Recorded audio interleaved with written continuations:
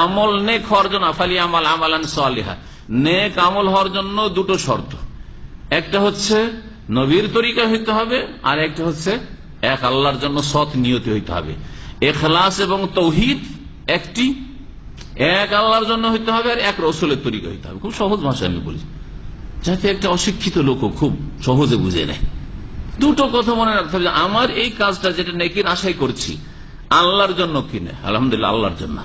তাহলে দ্বিতীয় নম্বরে দেখতে হবে যেটা নবীর তরিকায় কিনা, নবী সাল্লাল্লাহু আলাইহি ওয়াসাল্লাম এই ইবাদতটা এইভাবে করেছেন কি করেন নাই, না আমি মন গড়া করছি, আমার অন্য কোন মুরব্বীর তরিকায় করছি, চলবে না। ওই সব মুরব্বীর তরিকায় চলবে না, নবীর তরিকা। সুতরাং ওই নকশবন্দি সিলসিলা জিকির আর চিশতিয়া সাবেরিয়ার জিকির, হ্যাঁ, আর এটা হচ্ছে কাদেরি তরিকার জিকির, ওই সব চলবে না, মোহাম্মদী তরিকার জিকির দিতে হবে। বুঝা গেছে? জবাবে আব্দুল মাসুদ এই কথা বললেন না যে নিয়ত যখন ভালো তো ভালো, তাহলে নেকিরই কাজ, তাহলে করো। বলেন কি তাহলে শুধু নিয়ত ভালো থাকা যথেষ্ট নয়। তাআলা বললেন ওয়া কাম মিন মুরিদিন লিল খাইরি লা ইউসিবাহু, কাম মিন মুরিদিন লিল খাইরি লা ইউসিবাহু, বহু মানুষ আছে যারা কল্যাণের কামনা করে কিন্তু কল্যাণ পায় না। অনেকে কল্যাণের উদ্দেশ্য করে কিন্তু কল্যাণ হাসিল করতে পারে না।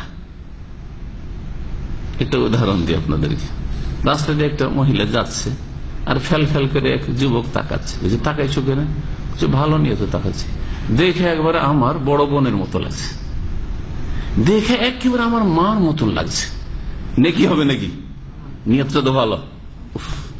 অনেকদিন আমার মাকে দেখিনি, আমার বড় আপাকে দেখিনি, একবার আমার বড় আপার মতো লাগছে, নিয়তটা তো ভালো, কিন্তু তরিকাটা কাজটা ভালো নাই, তো মহিলার দিকে তাকাচ্ছে। বুঝতে পেরেছেন? জি, সেই রকম বেদাতি জিকির গুলো ওই রকম, বেদাতি জিকির গুলো ওই রকম। আমাদের দেশের লোকেরা ভাবি সম্পর্কে এরকম বলে, আরে কি বলেন, ভাবির সাথে কথা বলতে পাবো না, হ্যাঁ, ভাবিকে দেখতে পাবো না, এটা কোন কথা বলেন আপনি? আমার ভাবি আমার মায়ের মতো আমাদেরকে ছোট থেকে মানুষ করেছে। হয়তো বড় ভাই অনেক সিনিয়র, হ্যাঁ, বড় ভাই যখন বিয়ে করেছে তখন 5 বছর কোলে করেছে, গোসল করিয়ে দিয়েছে, উলঙ্গ ন্যাংটা দেখেছে, সাবালক হওয়ার পরে মনে করে ওই রকমই চলবো।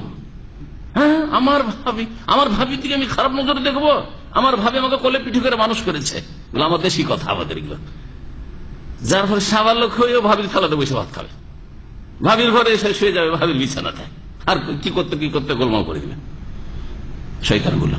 বোঝা গেছে? তাহলে নিয়ত ভালো যে আমার ভাবি আমাকে কোলে পিঠে করে মানুষ করেছে, আমাকে আদর যত্ন করেছে, আমাকে গোসল করিয়ে দিয়েছে, সেই বলে হ্যাঁ সাবালক হয়েছে, এখন আর ভাবি কেন পর্দা করে আমার সামনে, আর ভাই কেন বলবে যে না তুই আমার ভাইয়েরা সাবালক হয়েছে তার সামনে যাবি না, চরম অন্যায়। বাপ মায় তো জাহেলের জাহেল, আমাদের মুসলিম সমাজের মেজরিটি, তারা চরম দুশ্মন হয়ে যায় এইরকম দিনদার লোকের, যে বলে যে না তোমার এই সব জামাই আছে অথবা তোমার যে ছেলেরা সাবালক হয়েছে তাদের সামনে আমার স্ত্রী যাবে না, যদি বলে তো বাড়ি থেকে বের করে দেয়, ধন সম্পদ থেকে বঞ্চিত করে। কত মূর্খ সমাজ আমাদের দেশে। তাহলে নিয়ত ভালো থাকলেই সওয়াবের কাজ হয়, নিয়ত ভালো হওয়ার সাথে সাথে নবীর তরিকার কাজ হইতে। নবীর তরিকা এটা নয় যে আমি মা তুল্য মনে করি আমার ভাবিকে, সেজন্য ভাবিকে দেখা জায়েজ হয়ে যাবে। বুঝা গেছে?